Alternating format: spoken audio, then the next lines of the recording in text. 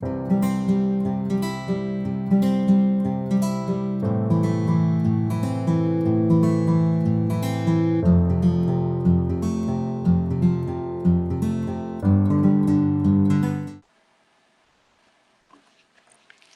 sekarang kita akan membahas tentang darah. Bentar. Darah itu kan cenderung dibilangnya warnanya merah ya. Darah.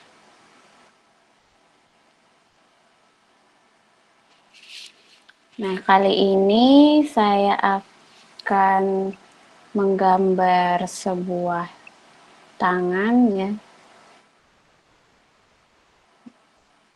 Ini ceritanya tangan. Kemudian ada kita pinjam, kemarin kan kita pinjam tangannya si Ajis ya, buat dibelek. Terus kemudian kita lihat bagian ototnya. Sekarang kita pinjam tangannya Ajis juga untuk diambil darahnya. Nah, ini ceritanya tangannya si Ajis juga ya. Apaan Bu kalau dipinjem Bu? Hah? Saya nulisnya pakai apaan? Kenapa Ajis? Saya nulisnya pakai apaan Bu kalau dipinjem? Kalau gitu pinjam tangan kiri Ajis aja. Kan nulisnya pakai tangan kanan. Nah, ini suntikannya.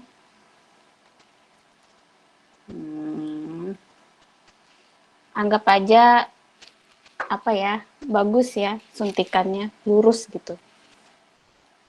Nah, kemudian tangannya Ajis kita ambil darahnya.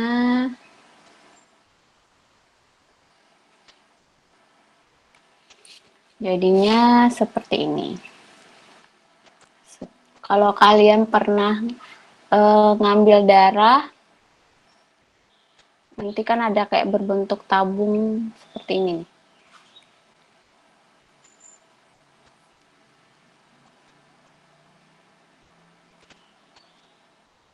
Nah, ini ya.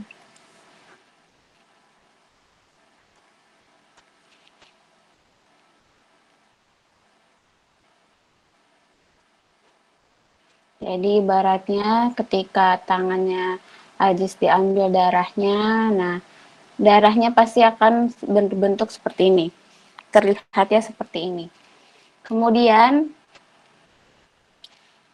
di laboratorium itu akan dilakukan yang namanya sentrifugal. Jadi di situ ada bermacam-macam lab. Nah, contohnya kayak gini. Jadi dia itu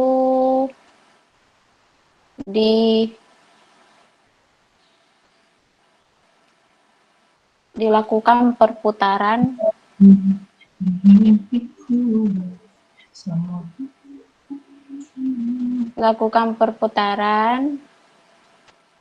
nah, namanya sentrifugal.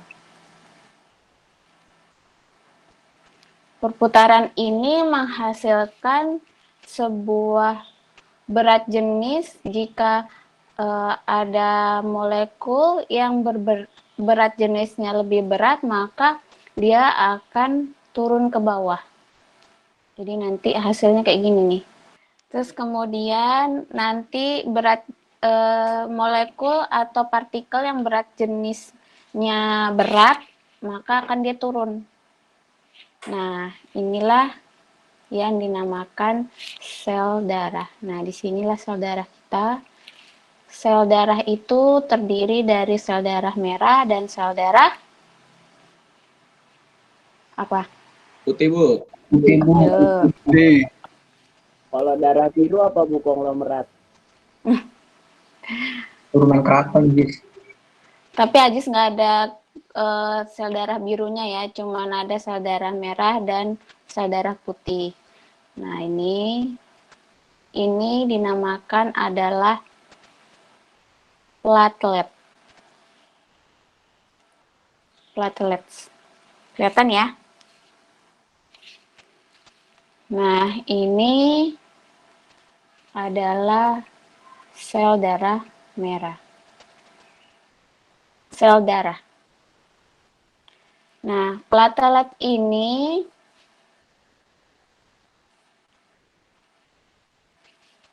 terdiri dari 55% dari berat satu tempat ini terdiri dari 55%.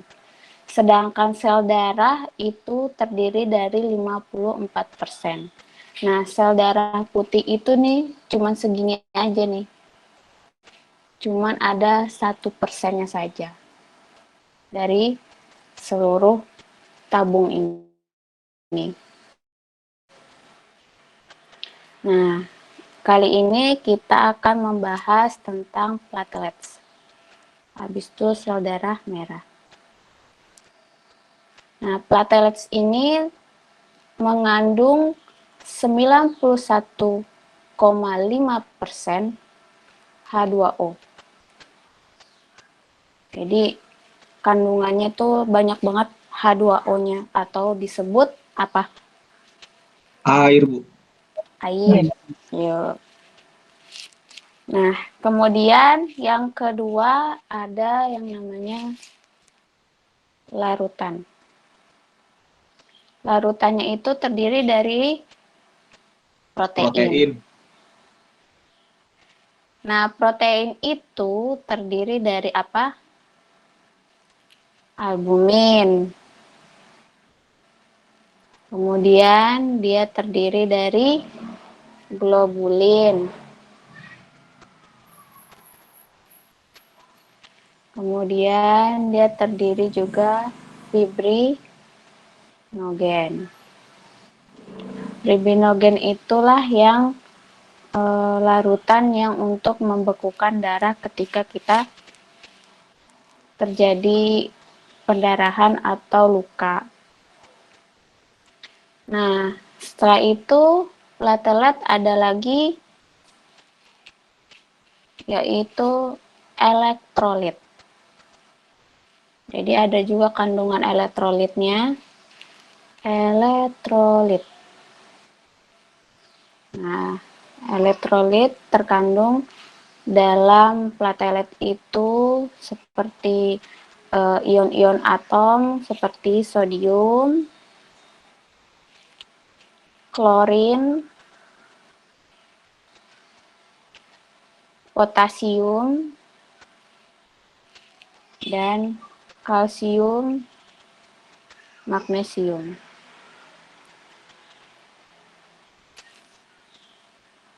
Jadi ada tadi apa? Ada H2O, larutan protein, kemudian elektrolit, kemudian ada lagi yaitu nutrisi atau nutrien. Nah, nutrisi inilah yang terdiri dari protein dipecah menjadi apa?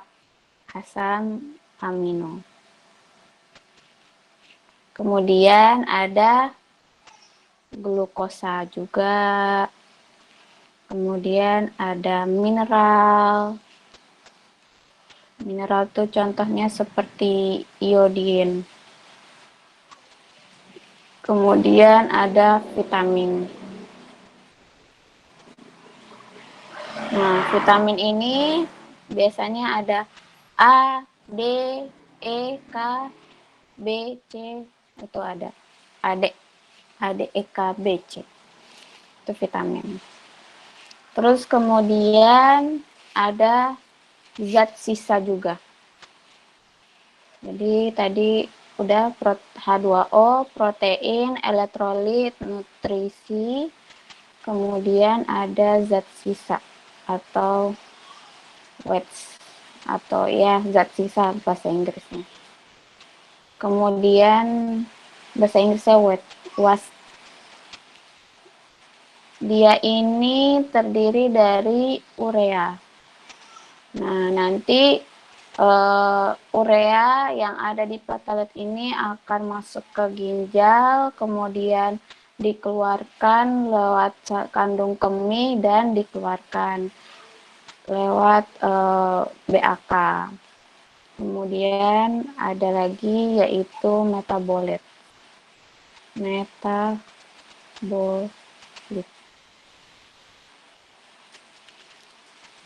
Nah, ada elektrolit, nutrisi, ada zat sisa, dan kemudian ada lagi yaitu endokrin atau hormon.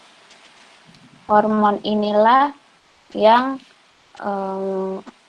menyampaikan ke dari platelets itu yang akan menyampaikan ke si tar dulu ada yang salah nih kayaknya. Ini bukan platelets ya, teman-teman.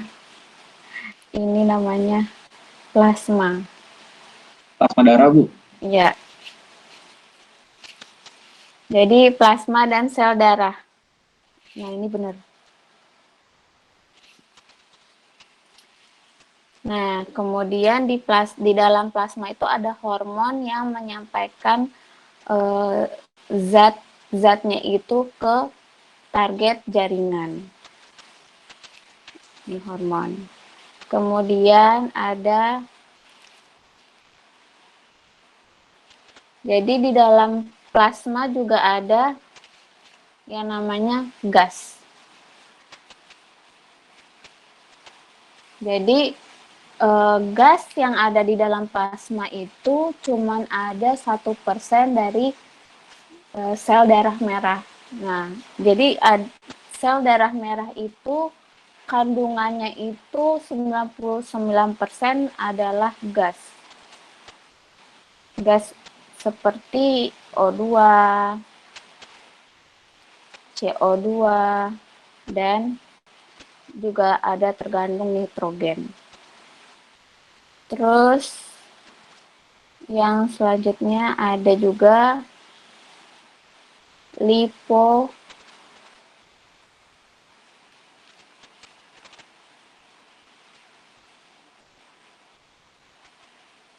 tulisan saya kegedean ya.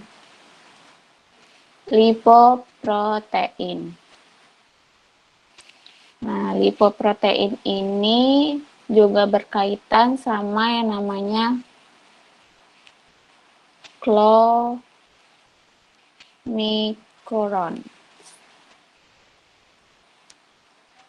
Dan yang terakhir ada HDL dan LDL. Apa singkatannya HDL? Ada yang bisa jawab? Singkatan HDL?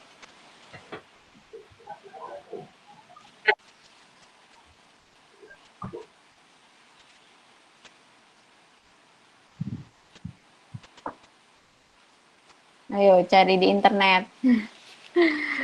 Jadi HDL itu adalah high density lipoprotein. Sedangkan LDL adalah low density lipoprotein.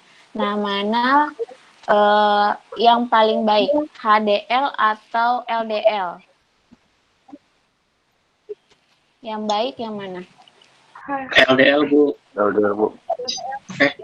HDL. HDL, baik Bu. HDL, HDL. HDL. Ya. HDL. Jadi ingat ya, H itu high density lipoprotein. Nah, kalian bisa sebut H itu adalah health. Jadi sehat. Jadi ini adalah asam lemak yang sehat, yaitu health high density lipoprotein. Jadi ini ingat aja H itu health itu sehat. Nah, kalau LDL inilah yang nanti akan jadi arteriosklerosis kalau ada di dalam plasma kita. Arteriosklerosis. Nanti kalau ada kata-kata yang salah, ntar ingetin saya ya. Nah, ini platelets.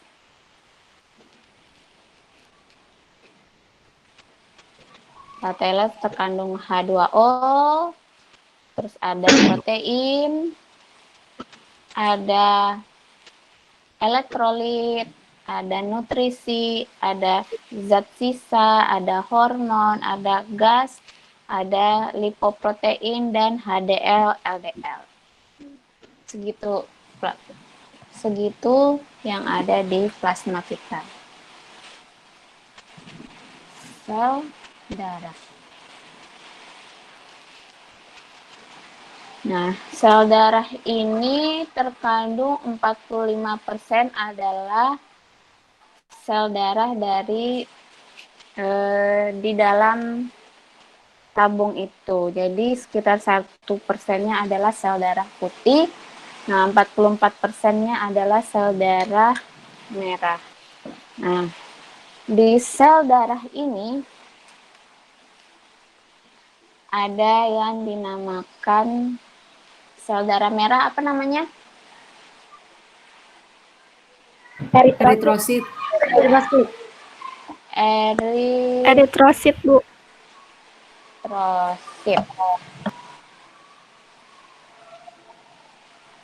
Nah, eritrosit. Dan juga sel darah putih namanya apa? Leukosit. Leukosit, Bu.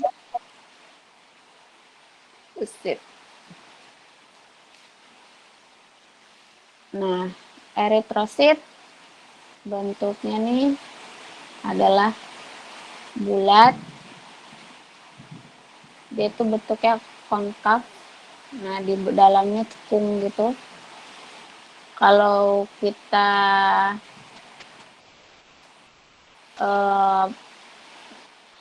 ambil dari gambar samping, dia akan seperti ini. Jadi agak mengecil di sini. Ini namanya eritrosit. Eritrosit ini tidak mempunyai nukleus. Eritrosit dia tidak mempunyai nukleus. Nah, eritrosit ini mempunyai umur, dia sekitar umurnya 120 hari. Jadi setelah itu dia akan mati, si sel darah merah ini. 120 hari itu sekitar berapa bulan? 4 Bu. Ya, sekitar 4 bulan dia mati. Kemudian untuk diameternya itu dia diameternya 7 mili mikrometer. Jadi kecil banget. Di bawahnya milimeter. Jadi 7 mikrometer. Nah, di dalam sel tubuh kita dia itu sekitar dalam tubuh kita seluruhan itu sekitar 5 juta per kubik ya. Per kubik itu yang 3 volume darahnya. Jadi 5 juta per kubik per milimeter kubik volume darah si eritrosit aja. Terus kemudian leukosit. Nah, leukosit itu terdiri dari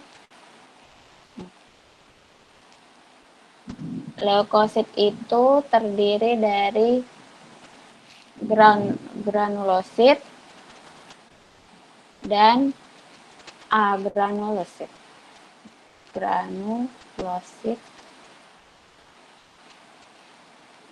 Granulosit ini dibagi lagi menjadi 3 bagian, yaitu neutrofil,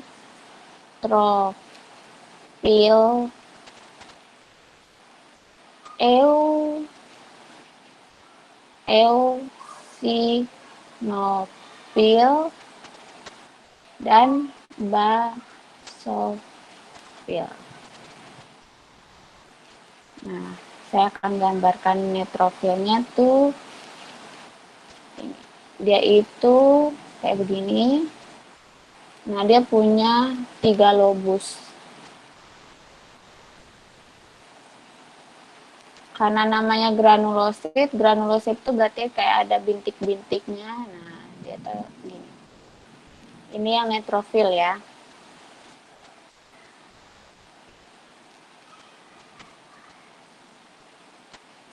Nah, sekarang yang eosinofil. Untuk neutrofilnya itu fungsinya adalah memakan bakteri infeksi. Jadi ada infeksi bakteri, dia akan memakannya. Kemudian eosinofil. Eosinofil ini cuman ada 2 lobus.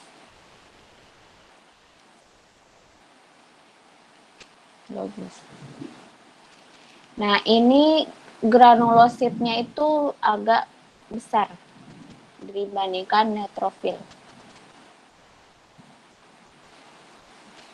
Nah, ingat aja kalau misalnya lagi senyum, itu namanya eosinofil. Terus abis itu ada lagi yaitu basofil. Nah, basofil gini bentuknya. Jadi kayak bentuk huruf C. Nah, granulositnya lebih gede lagi. Untuk eosinofil itu fungsinya adalah dia memakan infeksi parasit. Itu yang eosinofil. Terus kemudian basofil. Ini basofil nukleusnya. Bentuknya seperti ini. Dia itu untuk membuat sel yang besar. Jadi basofil itu ketika ada infeksi, dia bisa membuat selnya itu menjadi besar. Itu. Terus kemudian ini neutrofil, eosinofil, basofil. Agranulosit. Jadi A berarti tandanya adalah tidak ada granulositnya. Nah, agranulosit itu terdiri dari monosit.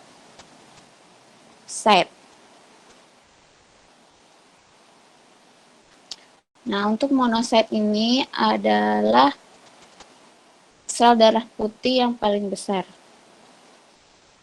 Dia paling besar, dia tidak ada granulositnya, dia itu mirip seperti basofil. Tuh, begini.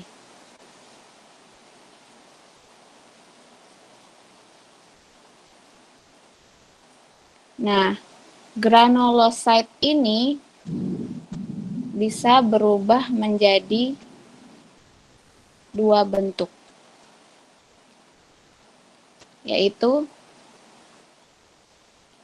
makrofag.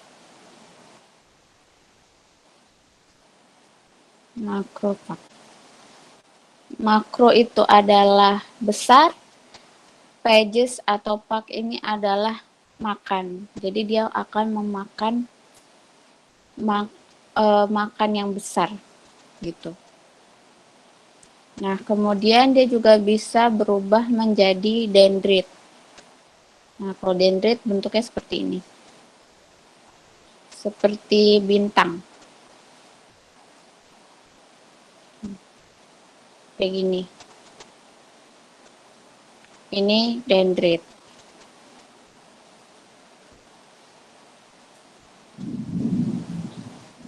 Nah, fungsinya apa sih untuk monosit ini? Dia fungsinya untuk memakan bakteri yang sudah kronis.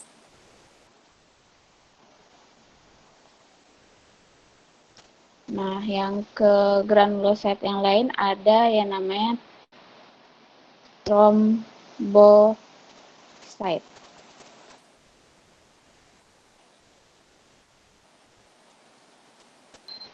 Terus kemudian ada trombosit, lalu ada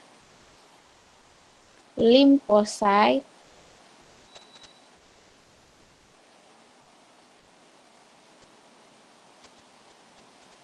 nah, limfosit ini akan memakan infeksi virus. Dia itu dibagi menjadi dua, yaitu yang besar atau large dan yang kecil small. Jadi limfositnya berbentuk besar dan yang berbentuk kecil. Nah, kalau yang besar ini dinamakan NK cell atau disebut natural killer cell. Dia adalah termasuk dari sistem imun pada tahap awal. Oke. Yang limfosit yang kecil ini, jadi kalau kecil dia kira-kira bentuknya seperti ini. Nah, ini nukleusnya.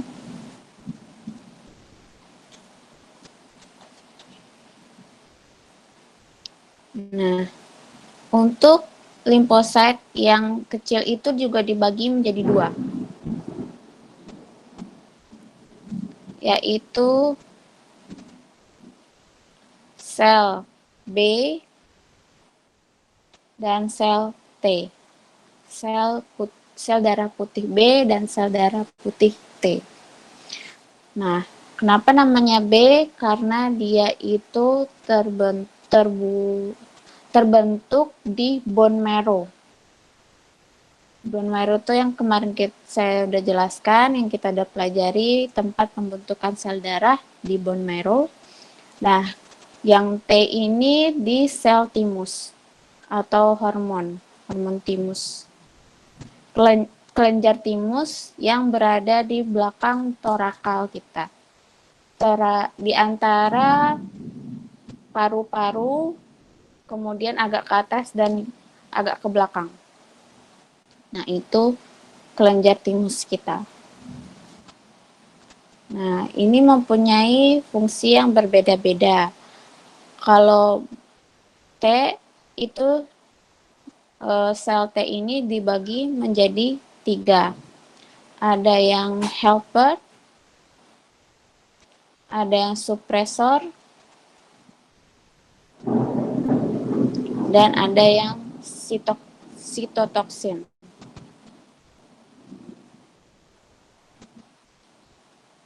Nah, yang helper ini dia membantu sel B untuk membuat immunoglobulins atau sistem imun. Jadi sel T ini yang membantu sel B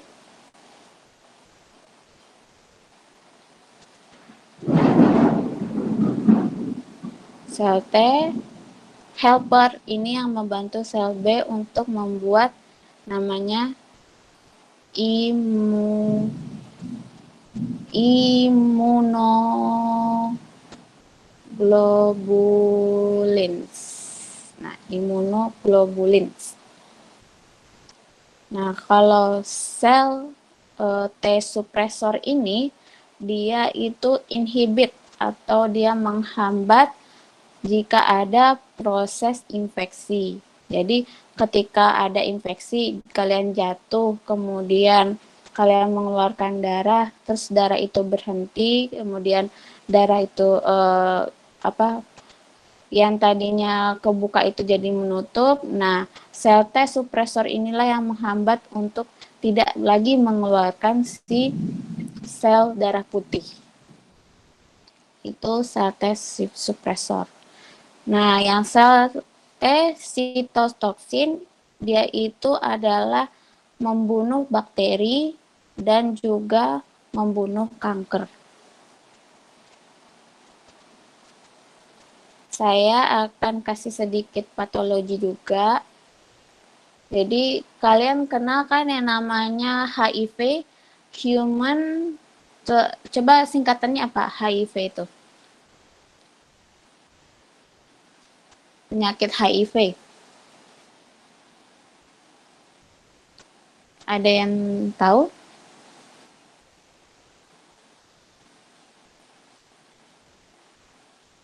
Human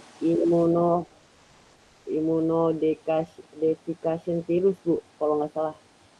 Lupa, Bu. Iya, human immunovirus. Ya itulah. Nah, HIV itu dia akan menyerang ini sel helper ini, sel T helper, sehingga sel B ini tidak mengeluarkan yang namanya imunoglobulin atau sistem imun. Makanya HIV itu penyakit yang menyerang pada sistem imun tubuh kita. Itu. Kemudian, nah sel B ini juga dibagi lagi. Dia itu kan yang membuat imunoglobulin dibantu oleh sel T helper. Nah, dia juga ada di plasma, sel plasma. Dia juga ada di sel plasma. Dan juga dia juga bertindak sebagai memori sel pada infeksi. Jadi ketika misalnya si Kelvin, sekarang jangan Ajis mulu, si Kelvin sakit, maka sakit virus yang namanya virus flu gitu. Kemudian si Kelvin ini akan membentuk yang namanya sel B pada sel limfosit sel B-nya untuk merekam gambar si infeksi virus tadi. Jadi ketika dia sudah sembuh, nah virus itu datang kembali, maka sel B itu sudah memberikan memori sel, maka dia tidak terkena yang namanya penyakit lagi.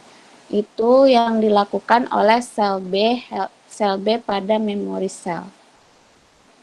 Itu paham ya? Nah, ini kayaknya sudah cukup untuk sel darahnya. Sampai sini ada yang tidak dimengerti?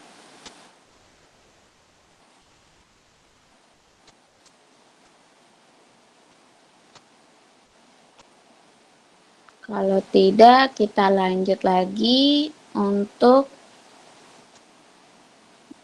blood atau grup darah.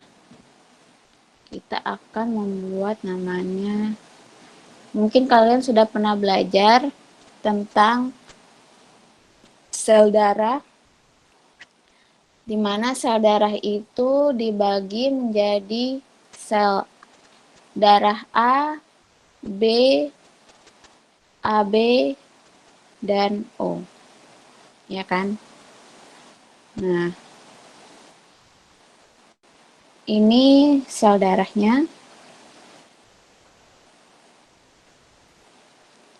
Jadi bentuknya konkav. Nah, ini contohnya pertama adalah A dulu.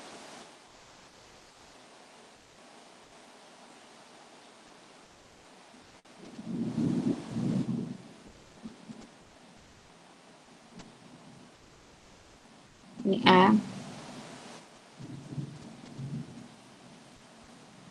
Nah, di A ini ada pada permukaan sel darah merah itu akan berbentuk misalnya seperti ini.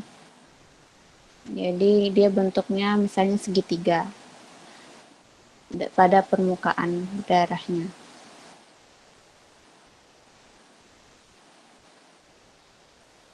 Ya kan? Ini dinamakan adalah antigen. Antigen A, yaitu sel darahnya termasuk golongan dari sel darah A.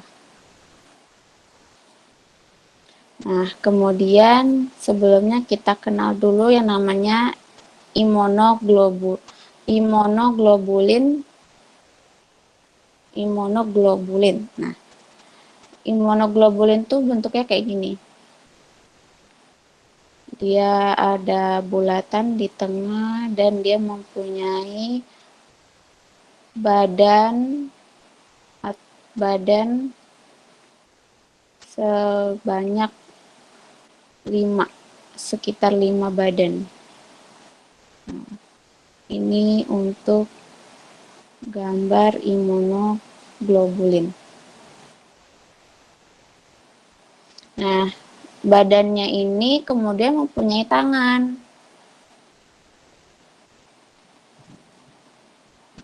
Tangan.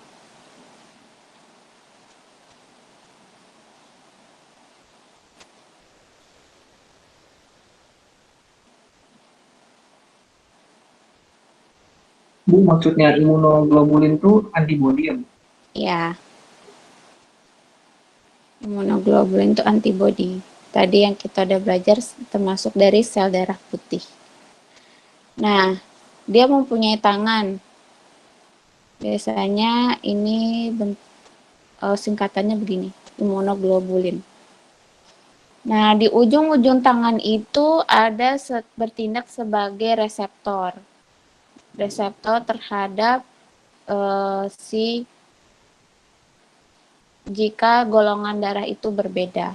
Nah, misalnya kayak gini. Di reseptornya itu nanti berbeda-beda. Gitu kan.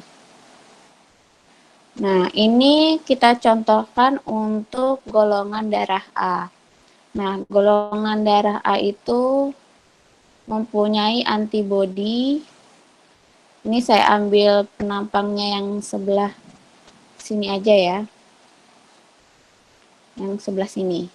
Kita ambil salah satu penampangnya. Nah, ini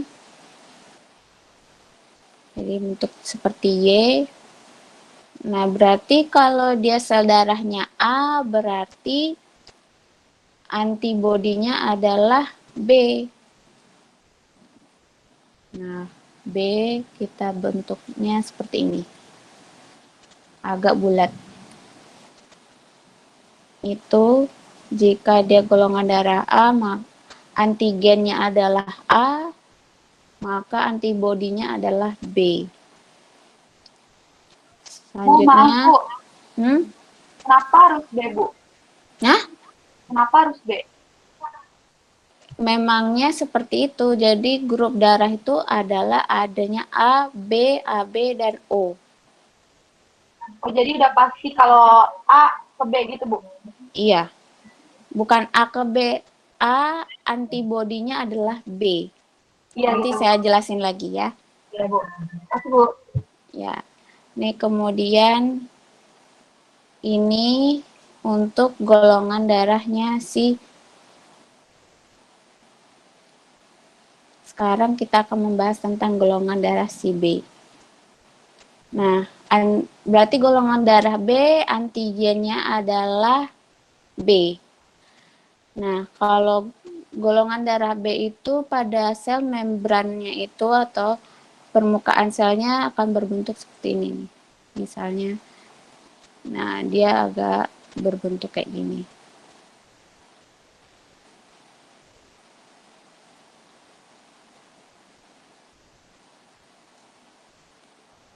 Nih gini.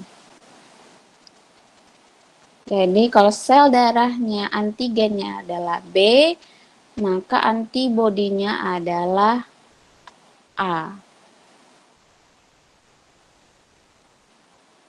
Ini gambar imunoglobulinnya. Kalau A berarti bentuknya adalah kayak merucut gitu. Jadi berbeda ya. Antigennya B, maka antibodinya adalah A. Kemudian kita akan membahas tentang sel darah dari AB. Ini AB.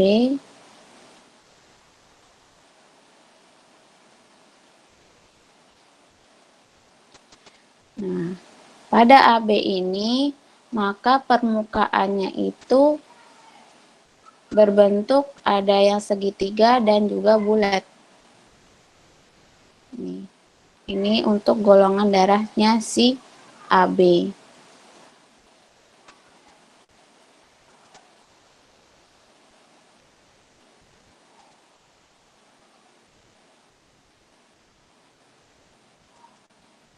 Ya. Maka imunoglobulinnya, nah, pada sel AB dia tidak mempunyai antibodi. Paham ya? Dia tidak mempunyai imunoglobulin dari antibodi A atau B. Kemudian yang terakhir adalah sel O.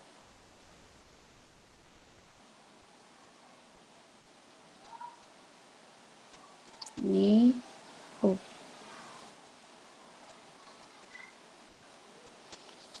Nah, pada O permukaannya halus, tidak ada permukaan dari antigen A atau B.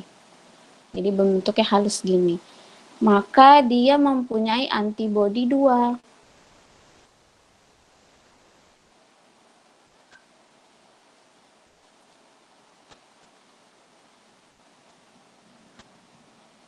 Ini untuk antibodi A dan ini untuk antibodi si B.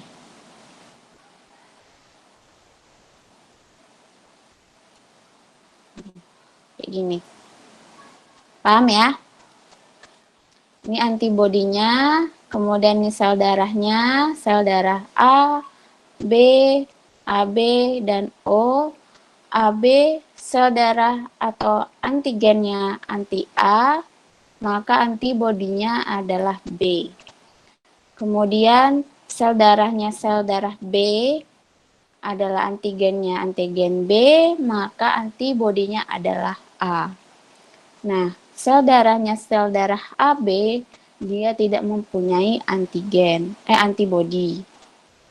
Nah, untuk sel darah O, antigen O, maka dia mempunyai antibodi A dan B. Dan permukaannya juga halus. Sampai sini paham ya? Insya Allah, Bu. Nah, insya Allah. Kalau antigen yang darah AB itu kenapa dua-duanya, Bu? Kenapa antigennya ada B, Bu? Yang mana? AB. Iya. AB. Ya, Bu. Iya, karena emang kan sel darah kita ada yang AB, ada yang A, ada yang O kan? Ya enggak? Nah, kalau sel darah AB itu permukaannya itu dia ada bentuk seperti ini, ada A dan B. Nah, dia tidak mempunyai antibodi. Oke, Bu, makasih. Ya. Ibu mau nanya, Iya, Dara. kenapa kalau O bisa donor ke semuanya, Bu?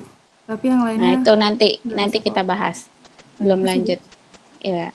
Ada lagi sampai di sini? Oke. Nah, yang kedua adalah tentang resus. Nah, pada resus itu RH plus.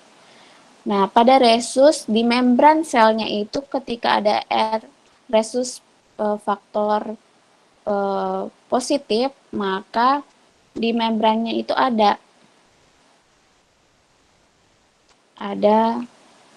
untuk resus faktor positif untuk sel darahnya. Nah, ketika resusnya itu negatif, maka di membran itu tidak ada seperti ini.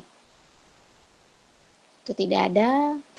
Nah, misalnya AB-nya ada resus positif, maka ada di membran sel darahnya itu ada gambar seperti ini. Gitu. Itu tambahan Nah, biasanya kalau resus orang Indonesia itu biasanya resusnya positif biasanya. Nah, kalau yang negatif itu biasanya itu pada orang-orang barat. Gitu. Oke, sampai sini paham ya? Nah, lanjut tadi ke pertanyaan dari si Dara. Jadi kita klasifikasi dulu. Ini ada golongan darah A, kemudian golongan darah B, kemudian golongan darah AB, kemudian golongan darah O. Terus kemudian ini adalah A, B, AB, dan O. Anggap aja lurus ya.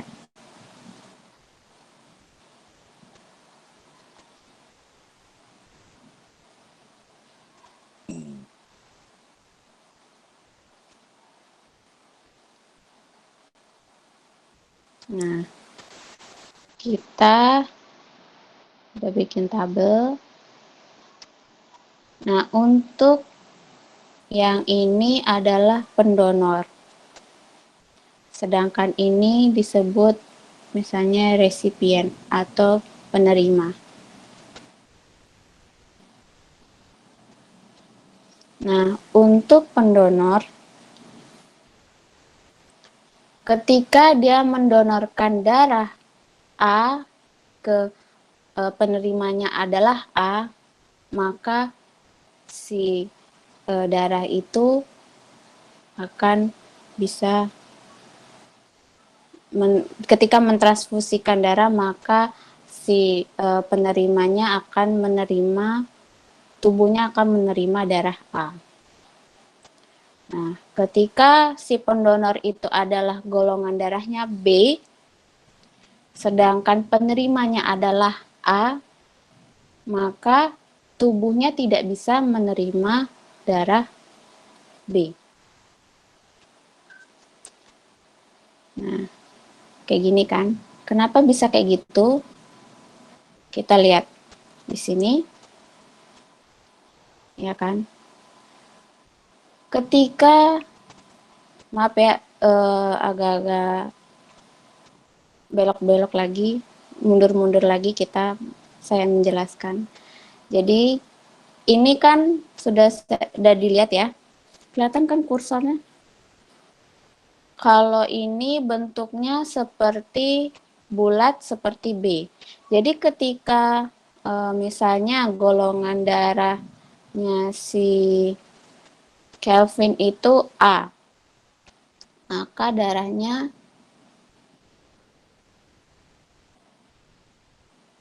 akan seperti ini. Jadi dia itu golongan darahnya Kelvin itu A. Ya kan? Ini A. Berarti di permukaan darah A itu bentuknya akan seperti ini. Ini untuk golongan darah A.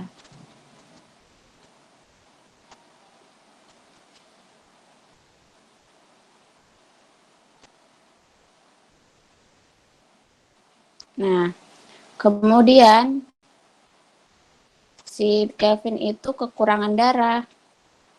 Nah, untuk antibodinya akan berbentuk seperti, saya buat dulu antibodinya seperti ini. Karena antibodinya adalah antibodi B. Jadi bentuknya seperti ini.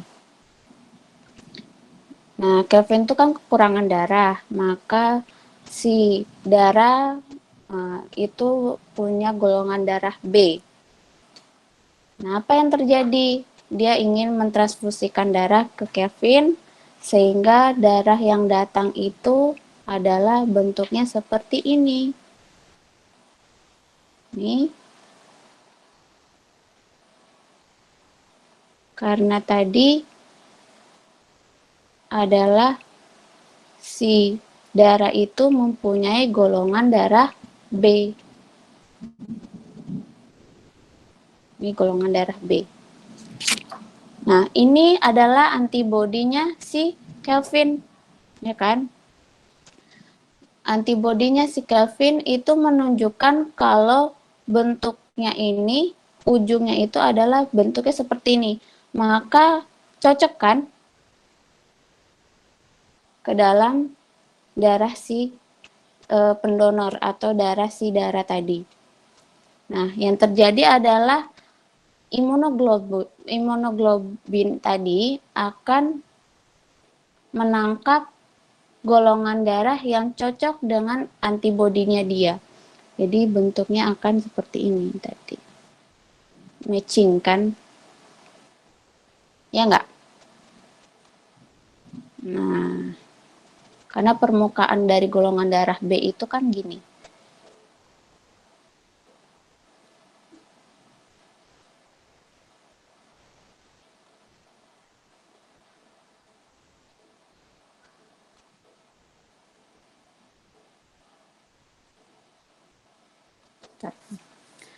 Ini darah A, ini salah berarti.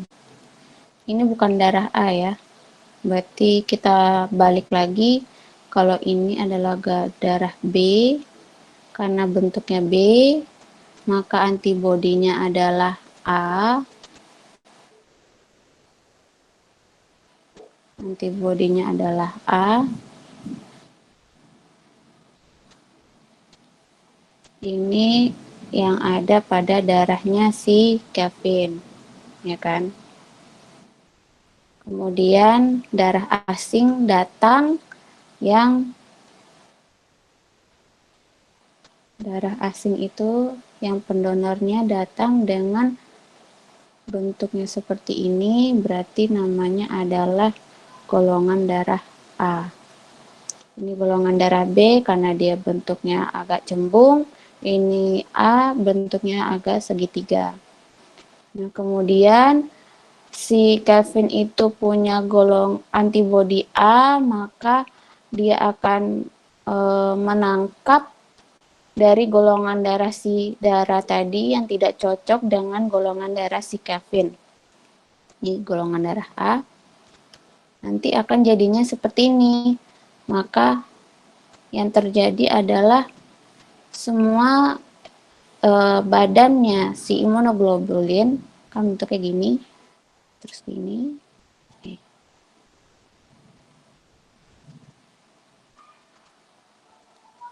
terus gini, akan terisi penuh oleh golongan darah tadi yang tidak cocok. Ini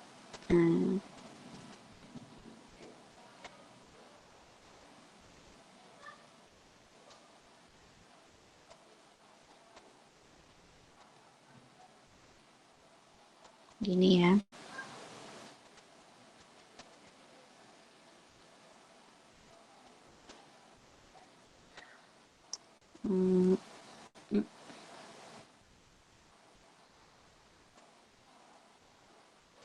Nah, dia imunoglobulin kan tadi bentuknya seperti ini nih, yang tadi saya sudah jelaskan. Nih, bentuknya seperti ini. Kemudian di ujung atau di tangannya itu akan sesuai dengan antibodinya. Kemudian kalau ada darah yang tidak yang sesuai dengan antibodinya si pendonor, maka dia akan menangkap semua darah-darah yang masuk ke tubuhnya. Tuh, dia akan nangkap. Nih, ini juga ada darah lagi. Nah, inilah yang terjadi. Ini namanya antibodinya. Gitu.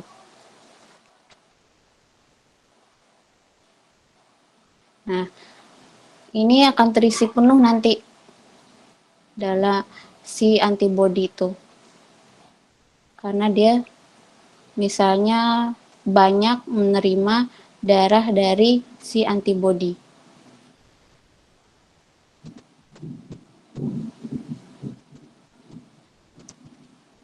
Nah, paham ya sampai sini ya. Jadi si antibodi ini akan menangkap sel darah yang cocok dengan ujung tentakelnya itu. Karena sel darah B, maka antibodinya adalah A. Jadi ketika ada donor darah A yang datang, maka antibodi akan menangkap si sel darah A. Nah, apa yang terjadi yaitu dinamakan hemolytic reaction. Bisa terjadi demam, hipotensi, pusing, kecemasan, terus nyeri, bisa nyeri pada darah dan pendarahan. Nah, itu sangat-sangat berbahaya. Paham ya sampai sini? Paham ya?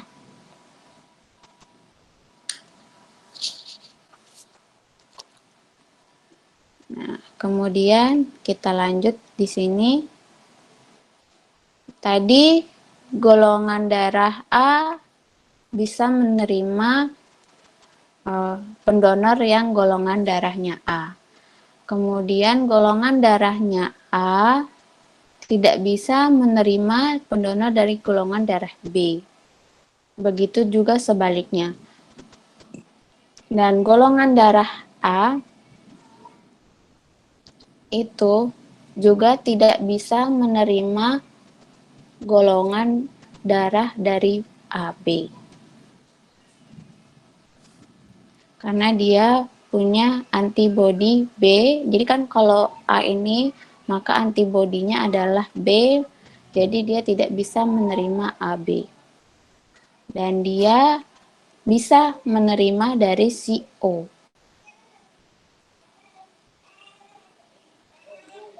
Karena antibodinya hanya ada B. Jadi ini antibodi. Maka kalau kalau penerimanya A berarti antibodinya adalah B. Kalau B berarti antibodinya A. Kalau AB tidak ada antibodi, sedangkan O antibodinya 2A sama B.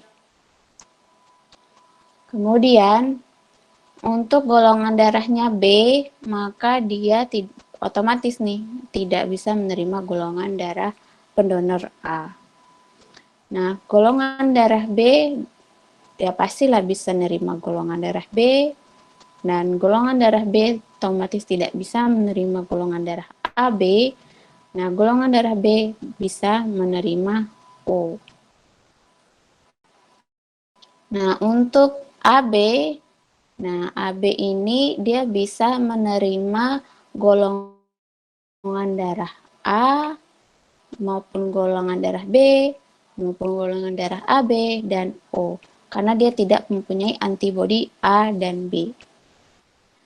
Nah, untuk golongan darah O, nah O ini tidak bisa menerima golongan darah A maupun golongan darah B, kemudian tidak bisa juga menerima golongan darah AB, tapi dia hanya bisa menerima golongan darah si O. Nah, jadi itu bentuknya nanti akan seperti ini. Jadi si donor darah dan resipiennya itu sama.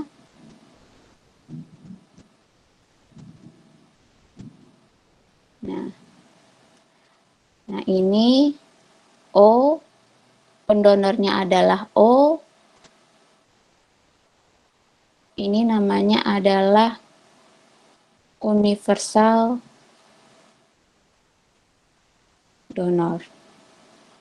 Jadi orang yang paling baik hati adalah golongan darah O, karena dia bisa memberikan darahnya kepada A, B, AB maupun O. Nah, orang yang paling pelit ya, yang paling dia maunya nerima golongan darah dia aja, itu adalah AB. Nah, AB ini adalah orang yang paling menerima semua golongan darah. Semua golongan darah dia terima karena dia tidak mempunyai antibodi A maupun B. Nah, ini disebut namanya universal recipient. Gitu. Paham ya? Paham, Dara, maksudnya? Paham, Bu. Kevin, Paham, Bu. yang lain?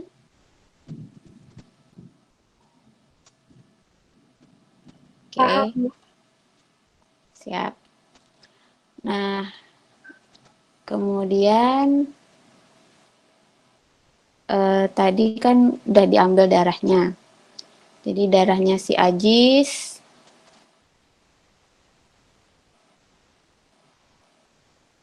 ya kan? Nah, ini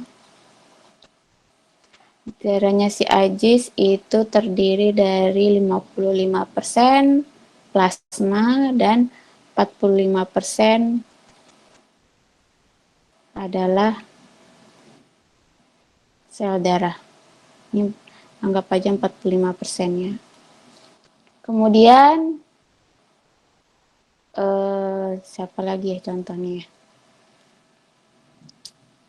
Siapa ya? Ruth. Nah, Ruth ngambil darah juga. Dan kemudian siapa lagi ya? Ini contoh aja ya. Siapa ya? Maria. Jadi Maria jangan tiktokan mulu, nah mending belajar tentang darah. Nah, kemudian ini darahnya si Ruth.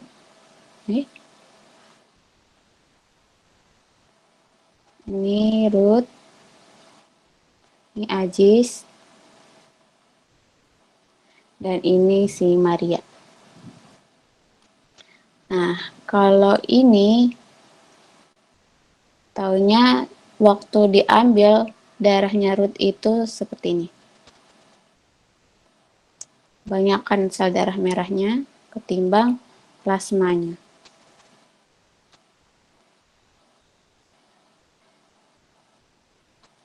Dan kemudian Maria kebalikan. Kebanyakan plasmanya ketimbang sel darah merah.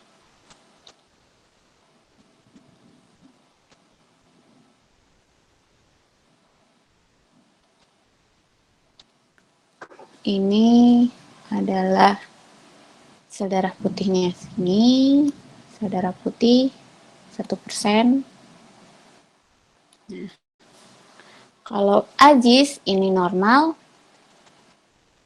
Kalau Ruth dikenal namanya polisitemia.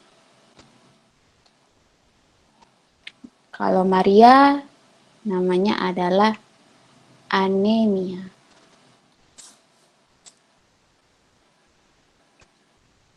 Oke? Paham ya?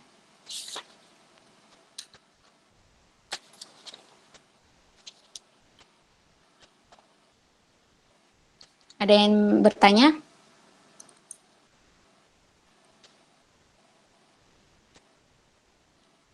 Oke, lanjut. Nah, kita akan mempelajari tentang pembekuan darah. Ini ceritanya adalah pembuluh darah. Nah, pembuluh darah itu di permukaannya ada yang namanya sel endotelia. Nah, bentuknya seperti ini.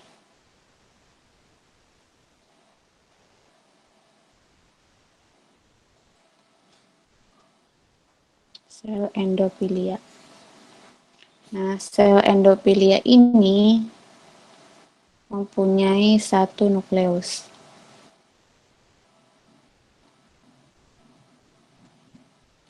Nah, ketika seseorang itu terjadi luka, sehingga ini kalau di penampangnya,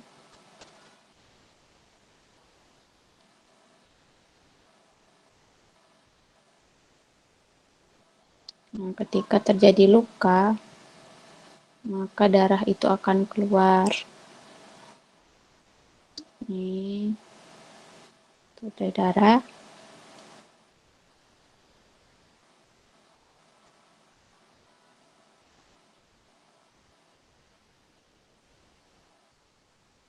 Nah, ini darah akan keluar. Ini keping darahnya, sel darah merahnya. Kemudian ada yang namanya ini platelet atau trombosit keping darah. Kemudian di si plateletnya ini akan menuju ke si tempat yang pembuluh darah terbuka tadi. Dia akan berbentuk seperti ini.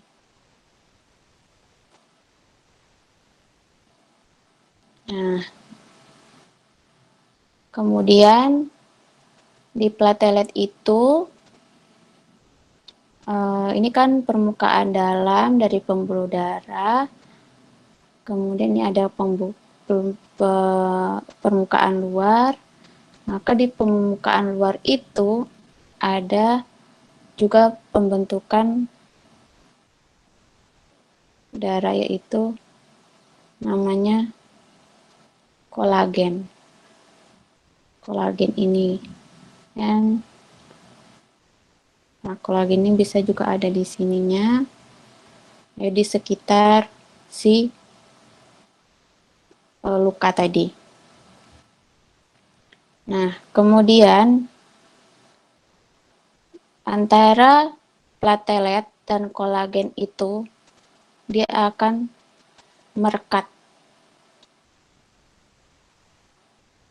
Dia akan merekat. Gitu. Nah, ini di platelet ini dikenal dengan namanya, yang ini dikenal namanya platelet plak. Jadi pertama itu prosesnya, jadi ada dua proses untuk pembentukan luka. Pembetulan lukanya itu pertama adalah platelet plak. Nah, yang kedua itu ada, jadi sudah terbentuknya namanya platelet plak. Kemudian yang kedua adalah pembentukan fibrin. Nah, fibrin itu ada di dalam darah. Kemudian dia akan mengikat. Jadi setelah pembentukan platelet, dia akan membentuk seperti ini.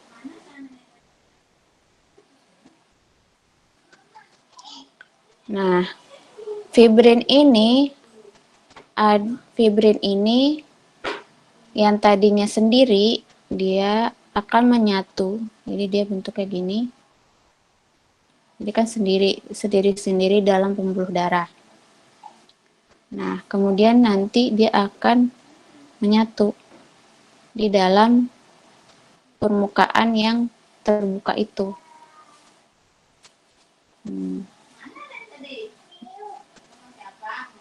Nah, bentuknya seperti ini.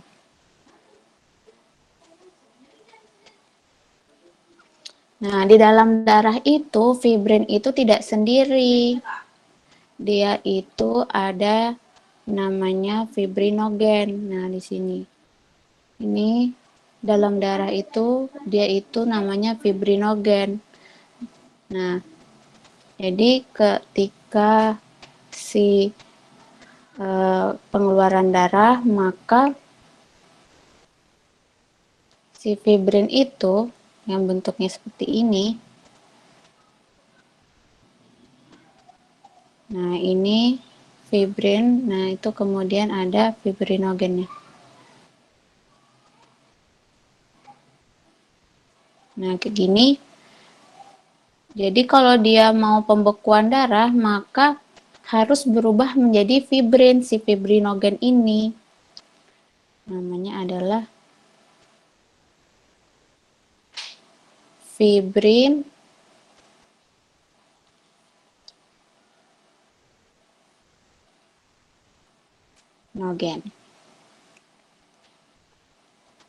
Kelihatan ya, fibrinogen. Nah, ketika ada luka terbuka, gimana sih caranya si fibrin itu bisa terbuka? Fibrinogen itu melepas ogennya itu, yaitu dengan yang namanya trombin. Nah, trombin di sini. Dia kalau ada luka, maka dia akan melepas trombin. Gimana sih cara si trombin itu keluar? Yaitu ada yang namanya zat di sekeliling dari pembekuan darah dari luka terbuka ini dinamakan tissue factor. Tissue factor. Nah, tissue factor ini adalah zat kimia yang membuat si trombin itu keluar sehingga melepas si fibrin menjadi fibrinogen. Nah, itu dinamakan coagulation atau pembekuan darah. Paham ya sampai sini? Bu, yang tissue Ya. factor tadi boleh diulang nggak, Bu? Jadi ketika ada luka terbuka, maka ini akan mengeluarkan zat yang namanya tissue factor atau zat kimia. Zat kimia ini yang akan mengeluarkan trombin sehingga si trombin itu bisa membuka fibrinogen menjadi fibrin. Nah, ketika fibrin sudah itu keluar, maka fibrin akan membentuk zat menutup zat yang sudah luka yang terbuka tadi gitu oleh ini nih fibrin. Jadi yang bisa menutup luka terbuka itu fibrin. Nah, ketika tidak ada luka maka dia akan menjadi fibrinogen. Ketika ada luka terbuka, fibrinogen atau ogen itu akan membuka dan menjadi fibrin. Paham ya? Ada yang ingin ditanyakan?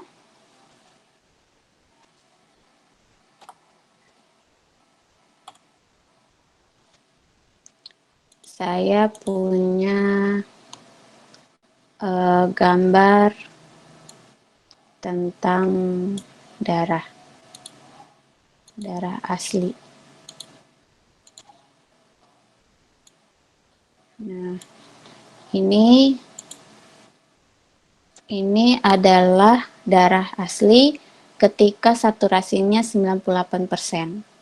Jadi kalau saturasinya 98% itu ada di arteri yang banyak mengandung oksigen. Nah, kemudian ini saturasinya 75% di mana oksigennya berkurang, banyakkan karbon dioksida. Nah, darahnya akan lebih gelap. Ini tadi lebih terang, ya, kelihatan ya. Kemudian ini lebih gelap. Nah, ini darah hematokrit atau yang disebut dengan pengukuran. Nah, hematokrit itu pengukuran untuk mengukur si plasma dan sel darahnya. Nah, kelihatan ya di sini ya. Kelihatan di sini nih. Si sel darah, ini plasmanya. Nah, ini adalah sel darah merahnya. Ini masih belum turun ya. Nanti dia kalau dilakukan koagulasi lagi, nanti dia lama-lama akan turun. Gitu. Ini sel darah merah yang dilihat dari lihat dari mikroskop. Ini trombositnya, ini leukositnya, yaitu sel darah apa? Leukosit? Putih, Bu. Ya. Nah ini sel darah merahnya. Cakep ya? Kayak ciki, Bu. Iya kayak ciki. Nah ini eritrositnya ketika dilihat dari sel darah merah ketika lihat dari depan, nih dari samping. Nah ini bentuknya, ini sel darah merah yang ada di pembuluh darah, bikonkav. Nah inilah tadi neutrofil kayak ini, ada 3 lobus, eosinofil ada 2 lobus, dan basofilnya bentuknya seperti C. Yang granulosit, nah ini neutrofilnya, ini neutrofil tadi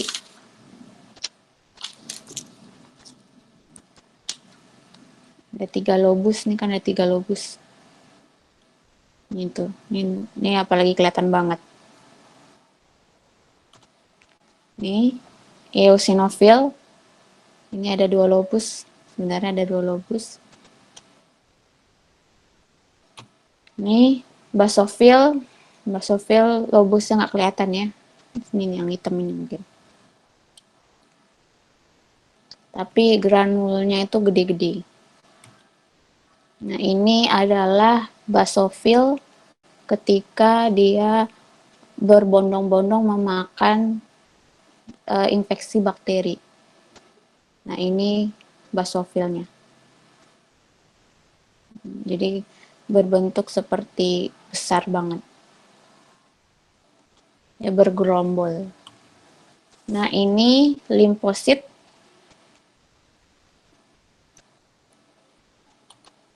Ini limfosit yang kecil. Ini. Atau small yang tadi. Terus kemudian ini yang besar. Yang besar nih granulolimfosit ya. Yang besar atau disebut NK cell. Ini tadi sel T helper, sel T suppressor, sel T helper yang membantu B untuk mengeluarkan imunoglobulin, sel T suppressor yang membuat yang menghambat dari kelebihan yang namanya luka, sehingga memproduksi antibodi. Nah, sel sitoksin pada sel T juga yang akan menghancurkan sel yang asing dan sel kanker. Ini adalah sel T limfosit yang sehat. Ini monosit. Ini makrofag. Jadi tadi kan monosit, kemudian dia berubah menjadi makrofag. Tuh, makrofag. Jadi ini adalah makrofag juga. Tuh. Ini sel dendrit yang tadi saya bilang ada kayak tentakel gitu. Ini dendrit, dia termasuk dari monosit juga. Ini dendrit. Ini neutrofil. Neutrofil yang 3 lobus itu. Ini limfosit. Kemudian ini trombosit dan monosit. Ini adalah sel darah merah. Nah, yang kuning-kuning ini adalah fibrinogen. Fibrinogen. Ini sel darah putihnya. Ini sel darah merah dilihat dari mikroskop. Nah, ini pembentukan pembekuan darah ketika terjadi luka. Nah, nanti fibrinnya itu akan berbentuk garis, sehingga garis itu lama-lama akan menutup, sehingga tidak keluar si sel darah atau pembuluh sel yang ada di dalam pembuluh darah. Ini, ayo ini apa? Neutrofil. Neutrofil? Nggak Neutrofil tahu. kah? Neutrofil kah? Neutrofil kah? Neutrofil segmen. Ya, ini neutrofil karena dia ada 3 lobus. Ini apa? Limfosit. Limfosit? Yang lain? Limfosit atau monosit, Bu? Monosit ya? Limfosit. Ya, benar, limfosit. Ini limfosit. Kemudian, oh ya, kalau misalnya dia bentuknya banyak, namanya limfositos. Jadi kalau neutrofilnya banyak, jadi neutropil, maka jadinya neutropilia. Kalau dia banyak, kalau dia satu neutrofil, kalau dia banyak neutropilia. Ini gambar apa?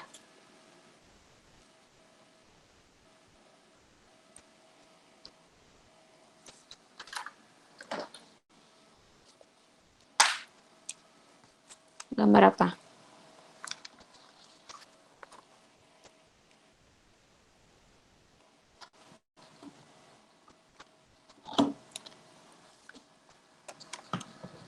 Ada yang bisa jawab? Monosit. Ya, bentar. Monosit. Ini gambar apa?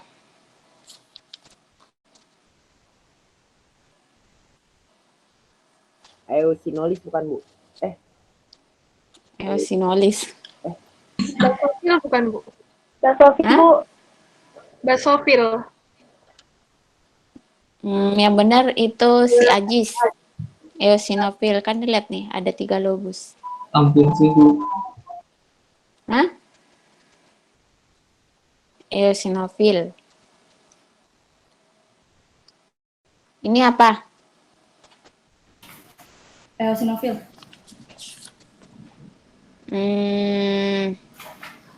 Ya. Ini eosinofil.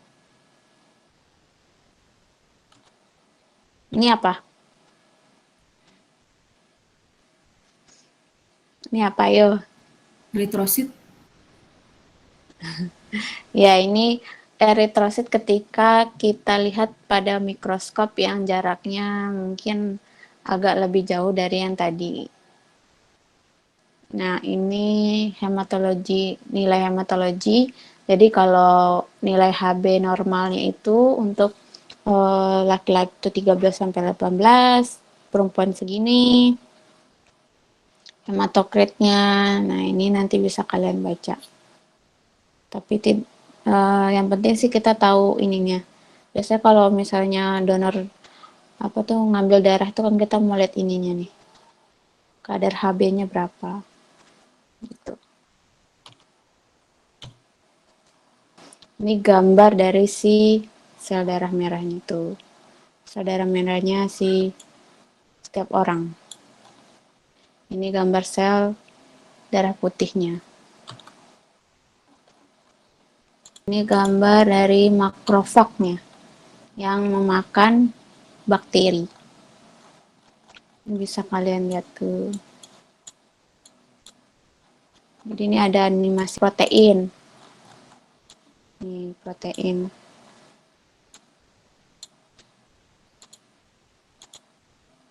Ini adalah lipid. Nih, jadi sebenarnya lipid itu atau lemak, nah bentuknya kayak gini nih. Jadi dia kayak ada serut-serutnya, nah ini yang bikin, yang nempel di dalam apa tuh namanya, tenggorokan atau di dalam sel kita. Oke. Sudah cukup? Ada yang ingin ditanyakan?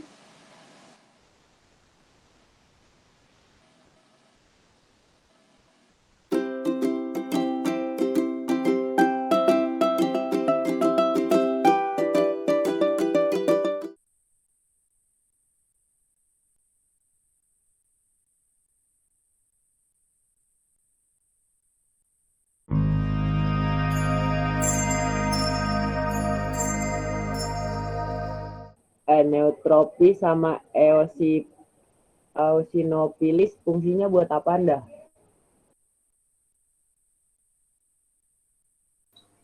Neutrofil memakan bakteri yeast.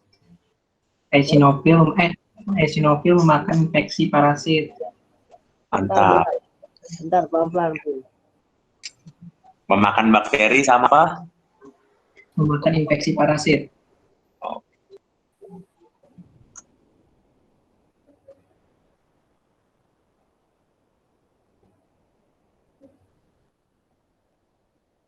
Oke, Bin. Oke, thank you.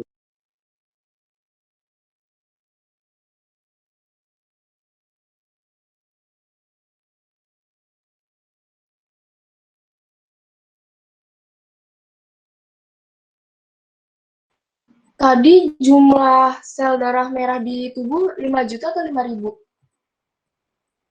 Juta. 5 juta. Makasih. 5 juta.